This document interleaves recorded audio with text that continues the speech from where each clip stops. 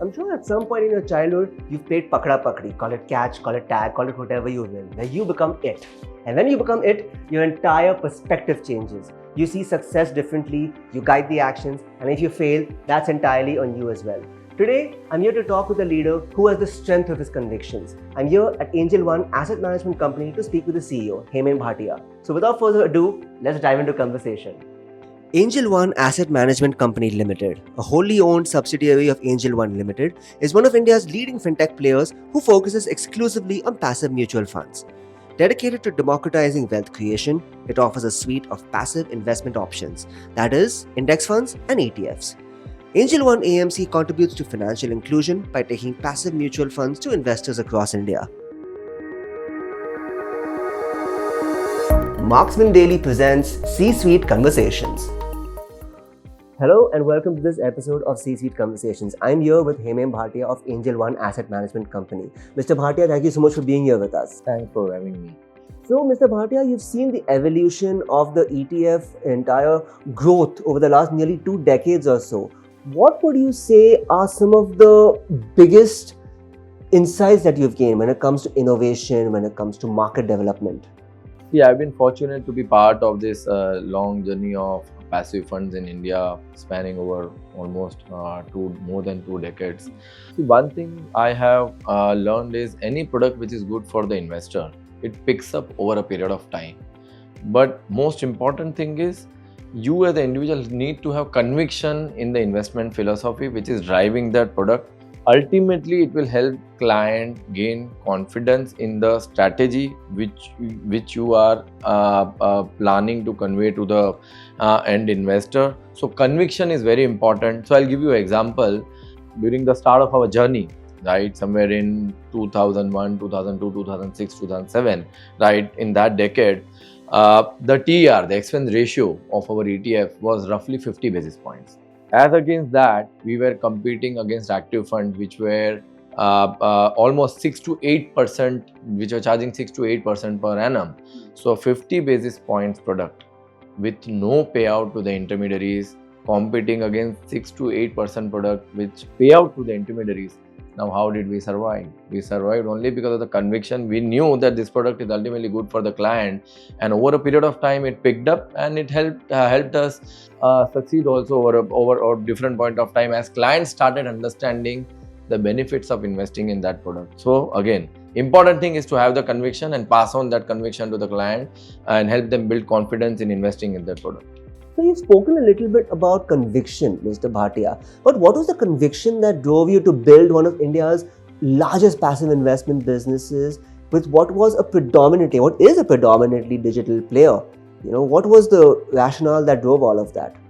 Good question. So let me tell you, so I have worked in an environment wherein both active and passive products were sold under the same AMC. That has been across my previous avatars. Now, let me tell you, the philosophy driving these two strategies is completely different. For example, suppose if there's one of my team members going and pitching a product to the client and saying, see, my fund manager can choose the best stocks, can choose the next best sector, and can outperform in the future, giving you market beating returns. That is the philosophy for active funds, right?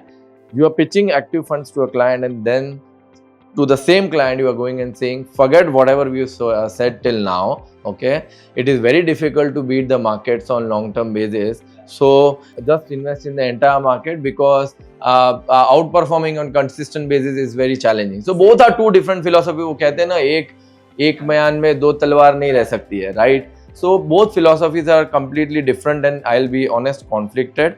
Hence, very important to set up a passive only AMC. That is what we are doing. What we have done at Angel One AMC. We are going to be a passive only AMC doing only ETFs and index funds.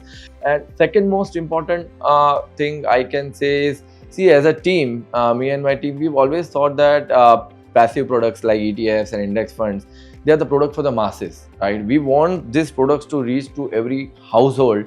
Now that can only happen while we take a digital route and we utilize the digital infrastructure to take the product to the clients educate the client about the benefits of investing in this product with the help of a player which is digitally very strong. So we know that Angel One is one of the leading fintechs and has a very strong physical as well as digital distribution network. So we thought that there's good synergy which is there between our team and Angel One, and that is why we decided that we should leverage each other, and that's how I'm here now.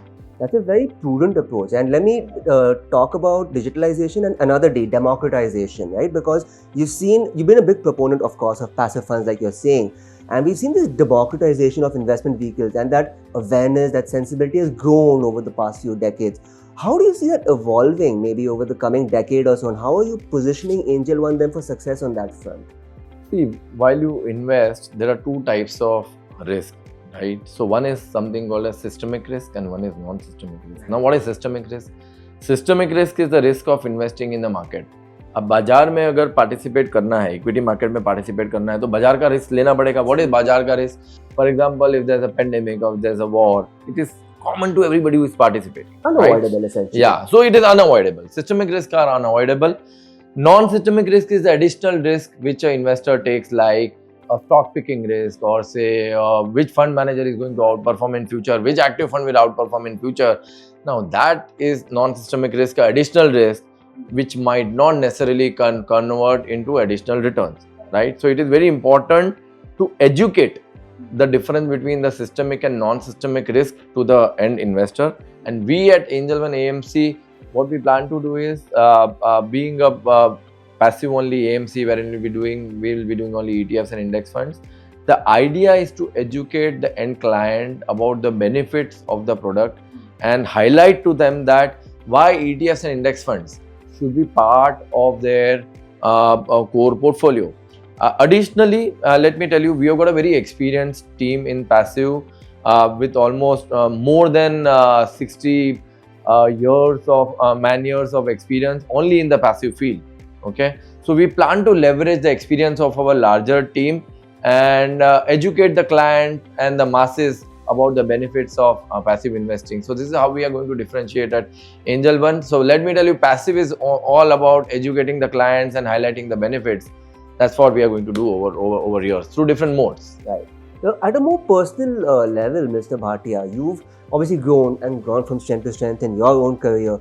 How has that evolved? How has that influenced your own leadership philosophy? See, one thing I realized is while you build a team, it is very important to have team members aligned to the business philosophy. In this case, the philosophy of passive investing. Let me tell you, passive investing is actually a mission.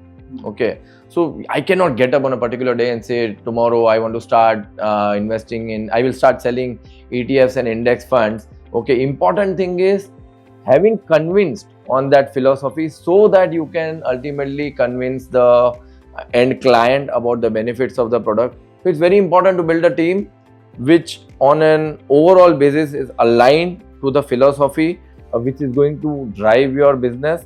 And then what happens is multiple team members can work actually as an index. Indexing, ultimately ETFs and index, they are benchmarked to a particular index, right? So index, you have various constituents.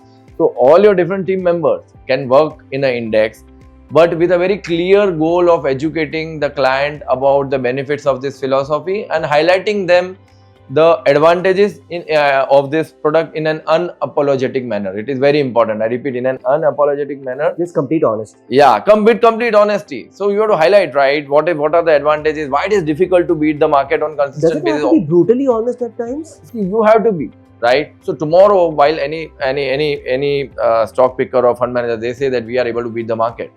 They talk that with conviction because that is a conviction they have, right? That yeah, whatever are our processes, they can do. But at our end, it's very important that over a period of time, we have realized and we have understood that stock picking and fund manager picking is as good as dart throwing, right? It is very difficult. It is very difficult to choose which fund will outperform in the future. Hence, that aligning with that philosophy is very important, and accordingly build a team which is aligned to that philosophy is all the more important. So, before I let you go, Mr. Bhatia, just one last thing. Over the course of these 2 decades or so that you've been in the industry, have there been any big unlearnings that you've had? that have driven the way that you shape, lead, and influence the business? See, over last 18 to 19 years of my career, what I have understood is what not to do. Okay, now what not to do is very important, I feel, than what to do, right? So what not to do is simple. Stock picking नहीं करना है, ठीक है? Fund manager picking नहीं करना है, because outperforming which funds or which stocks will outperform in the future and choosing them and getting them, it is a futile exercise. You require a crystal ball to do that. I don't have a crystal. I fully agree. I don't have a crystal ball. At least I don't have a crystal ball to do that. Hence, so here I would like to quote Paul Samuelson. Paul Samuelson says that investing should be dull and boring. It should be like watching a paint dry or a grass grow. If you want excitement, take $800 and go to Las Vegas. But let me tell you, passive is exactly what passive is dull and boring, right? So investors should ideally divide their portfolio into core and satellite. Your core should be dull and boring. It should capture the market returns. We call it the beta of the market. Satellite can be anything. Yeah. Any stocks or any fund manager, any AIF, PMS, any strategy which the investor or advisor feels can outperform in future. That should form your satellite portion. But with a very clear understanding that satellite portion is always going to be a tikka. Core portion में आपको market का returns capture करना है, right? Because market का जब returns आप capture करते हो, while you capturing the market returns, if you are getting into a particular index, you know that whatever are the returns of that index is what you are going to get end of the day, right?